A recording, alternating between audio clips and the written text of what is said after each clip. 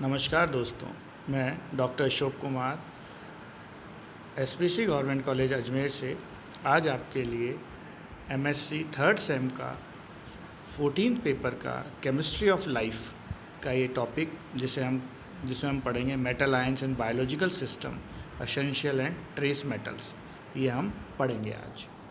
तो हमने इसके अंदर एक चीज़ देखी है, मेटल आयंस, ये केमिस्ट्री ऑफ लाइफ का है। तो एक बार हम जो हमारा पेपर है उसका metal ions in biological systems. हमने जानते हैं, शुरू से पढ़ते आए हैं कि भाई metal ions in biological system कौन से हो सकते हैं। शुरू से हम पढ़ते हैं भाई आयरन होता है बायोलॉजिकल सिस्टम, हीमोग्लोबिन के साथ कुछ एसेंशियल होते हैं, कुछ ट्रेस एलिमेंट्स होते हैं। तो आज इनके बारे में पढ़ेंगे कि कौन से एलिमेंट्स हैं, ट्रेस एलिमेंट्स कौन से हैं, एसेंशियल एलिमेंट्स क्यों हैं, कैसे हैं। इसके कुछ एग्जांपल्स आपके एग्ज़ाम में शॉर्ट क्वेश्चंस में पूछे जाते हैं कि भाई गिव द 4 ट्रेस एलिमेंट्स और essential elements, what is the role of metal ions in biological system. Elements are classified on the basis of their action in biological system. Biological system में कैसे काम करते हैं। मॉलिक्यूल पोसेस वन और metallic elements.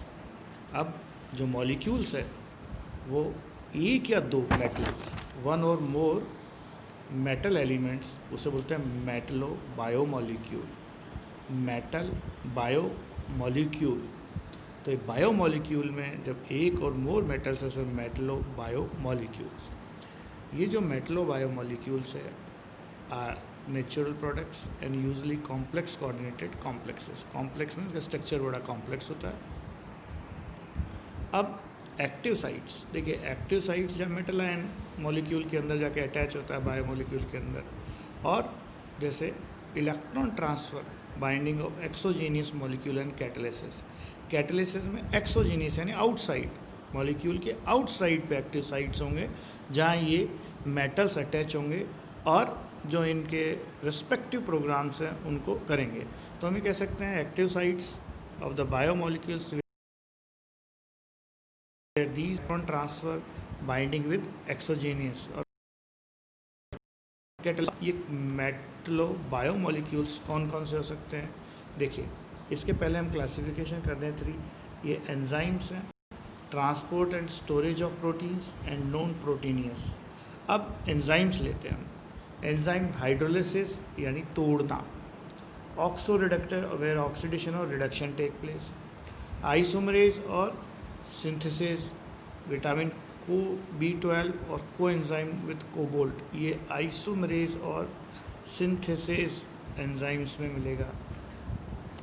कार्बोसिडाइल पेप्टेज, phosphatase और aminopeptidase, ये हमारे hydrolysis है। ऑक्सो रिडक्टेड में oxidase, nitrogenase, hydrogenases, superoxide dismutase, oxygenases, hydroxylases, dehydrogenases और रिडक्टेज। इसमें मेटल कौन कौन से हो सकते हैं। ऑक्सीडेशन रिडक्शन के अंदर जो रिडक्टेज एंजाइम ASE जोड़ देते हैं एंजाइम्स के साथ, जैसे ऑक्सीडेज ASE ऑक्सीडेशन, नाइट्रोजिनेस। तो इस तरह से कौन कौन से हो सकते हैं। Iron, copper, molybdenum, copper, zinc and manganese, iron copper and molybdenum, iron copper and molybdenum. तो इस तरह से हमारा ये ऑक्सीडेटिव रिडक्टेज। आइसोमरेज और सिंथेसिस जो एंजाइम है, विटामिन B12 और कोएंजाइम। अब फोटो रिडक्शन, क्लोरोफिल, फोटोकेमिकल यानी लाइट, फोटोकेमिकल मीन्स लाइट की प्रेजेंस में जो रिडक्शन होता है, मीन्स रिडक्शन में जिसमें ऑक्सीडेशन रिडक्शन दोनों होते हैं। Chlorophyll, photo system 1, photo system 2, magnesium and manganese, दो कंपाउंड। मेटल का ट्रांसपोर्ट है स्केलेटन, कैल्शियम और सिलिकॉन, सिंडियरोफोरेसिस, आयरन। इसके अंदर ये नॉन प्रोटीनस पार्टनर, ये चीज़ें आती हैं।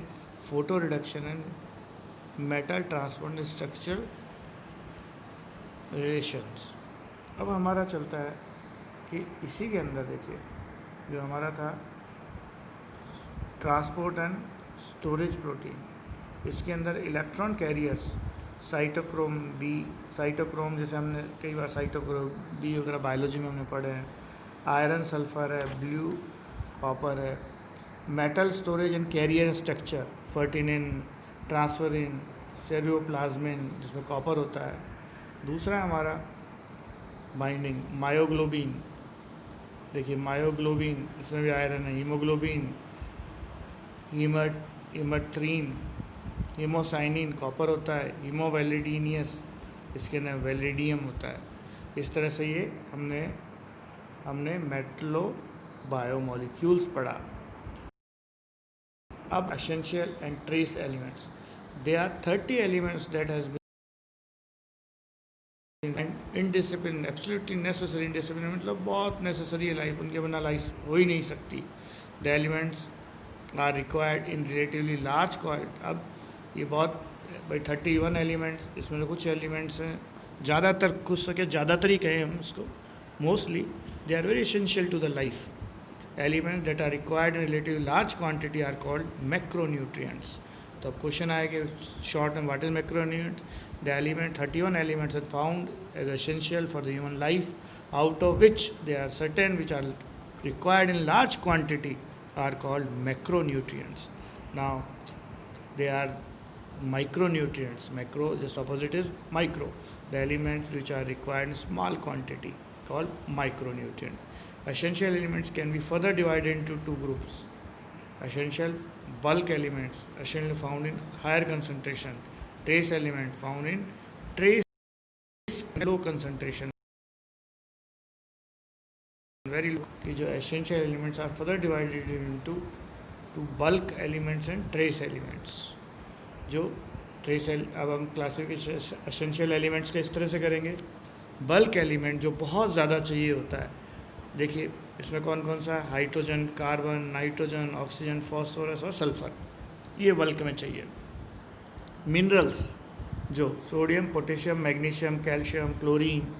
ट्रेस एलिमेंट, ये क्वेश्चन पूछा गया कि what are give the example of trace. Iron, copper, zinc, vanadium, nickel, cadmium, lithium, lead and tin. Ultra trace element बहुत कम सूक्ष्म मात्रा, manganese, molybdenum, chromium, silicon, arsenic, selenium. और नॉन मेटल में फ्लोरीन, आयोडीन। तो इस तरह से ये एलिमेंट्स थे, क्लासिफिकेशन एलिमेंट्स था। एलिमेंट्स को हमने किस तरह से क्लासिफाइड किया कि भाई मेटलो बायोमोलिक्यूल्स कौन से होंगे और हमारे ये एलिमेंट्स एसेंशियल एलिमेंट्स कौन से होंगे। कल हम नेक्स्ट क्लास के अंदर एसेंशियल एलिमेंट्स के और भी आगे पढ़ेंगे। धन्यवाद, थैंक यू।